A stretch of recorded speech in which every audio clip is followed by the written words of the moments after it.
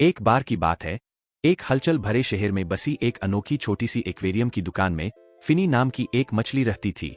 Finney एक असाधारण सुनहरी मछली थी, न सिर्फ अपने चमकते हुए सुनहरे तराजू या अपने सुंदर रूप से बहते पंखों के कारण, बल्कि अपने टैंक से कहीं दूर की दुनिया के प्रति अपने अनोखे आकर्षण के कारण। फिनी का एक रहस्य था, उसे वीडियो गेम, खास तौर पर पोकेमॉन बहुत पसंद था। पोकेमॉन के प्रति फिनी का जुनून तब शुरू हुआ जब दुकान के मालिक मी फिंसले ने मछलियों का मनोरंजन करने के लिए टैंक के पास एक छोटा सा टेलीविजन लगाया।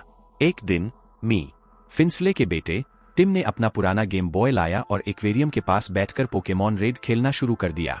फिनी जीवंत रंगों, जीवंत संगीत और स्क्रीन पर लड़ते हुए अविश्वसनीय जीवों से मंत्रमुग्ध हो गया। हर बार जब टिम दुकान पर जाता और अपना गेम खेलता, तो फिनी जितना संभव हो सके कांच के करीब तैरता, उसकी आंखें आश्चर्य से चौड़ी हो जातीं। टिम ने फिनी की दिलचस्पी देखी और उत्सुक मछली के साथ पोकेमॉन के लिए अपने प्यार को साझा करने का फैसला किया। वह विभिन्न पोकेमॉन, उनकी क्षमताओं और पोकेमॉन मास्टर बनने की चुनौतियों का वर्णन करता था। फिनी, हालांकि वह बोल नहीं सकता था, लेकिन ध्यान से सुनता था। उसके छोटे पंख हर कहानी के साथ उत्साह से फड़फड़ाते थे। एक शाम दुकान बंद होने के बाद मी फिंसले ने कुछ अजीबोगरीब बात देखी। गेम बॉय, जिसे टिम ने दुकान में छोड़ दिया था, इस्तेमाल में लग रहा था। उसने फिनी को एक लयबद्ध पैटर्न में कांच के खिलाफ पंख टैप करते देखा। उत्सुक मी फिंसले ने एक सरल उपकरण स्थापित किया जो फिनी को ट्यूबों की एक श्रृंखला के माध्यम से तैरकर और विभिन्न सेंसर को ट्रिगर करके खेल के साथ बातचीत करने की अनुमति देता था। प्रत्येक ट्यूब गेम बॉय पर एक विशिष्ट बटन से मेल खाती थी।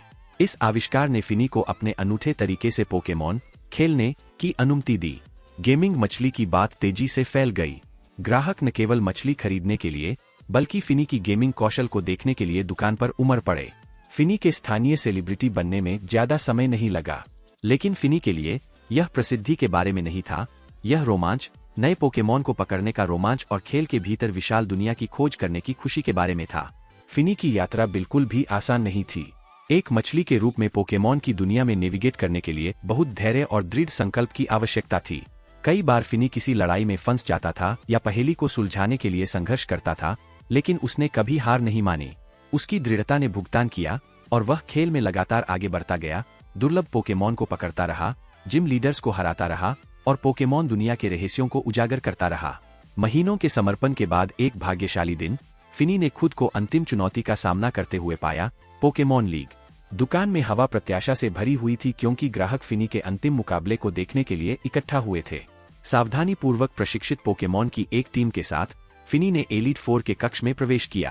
प्रत्येक लड़ाई तीव्र थी, फिनी और उसके पोकेमॉन को उनकी सीमा तक धकेलती थी। फिर भी प्रत्येक जीत के साथ भीड़ ने जोर से जयकारे लगाए और फिनी का आत्मविश्वास बढ़ता गया। आखिरकार वह क्षण आ ही गया। फिनी पोकेमॉन चैंपियन के सामने खड़ा था, अंतिम लड़ाई के लिए तैयार। चैंपियन के पोकेमॉन दुर्जय थे, लेकिन फिनी की रणनीति और अपनी टीम के साथ उसका बंधन और भी मजबूत साबित हुआ। एक शानदार समापन में फिनी के पोकेमॉन ने अंतिम झटका दिया, जिससे जीत सुनिश्चित हुई। एक्वेरियम में तालियां बज उठीं। फिनी ने यह कर दिखाया था, वह पोकेमॉन चैंपियन बन गया था। मिस्टर फिंसले और टिम ने फिनी को उसकी पसंदीदा मछली के गुच्छे खिलाकर जश्न मनाया और उसके टैंक के ऊपर एक सुनहरी पट्टिका लगाई गई, जिसमें उसे पहला पोकेमॉन मास्टर मछली घोषित किया गया। फिनी की कहानी दूर दूर तक फैली, जिसने गेमर्स और पशु प्रेमियों को समान रूप से प्रेरित किया।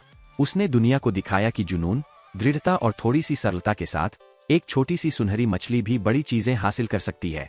फिनी ने विभिन्न पोकेमॉन खेलों में अपने रोमांच का आनंद लेना जारी रखा, हमेशा उसी उत्साह और दृढ़ संकल्प के साथ जिसने उसे एक किंवदंती बना दिया था।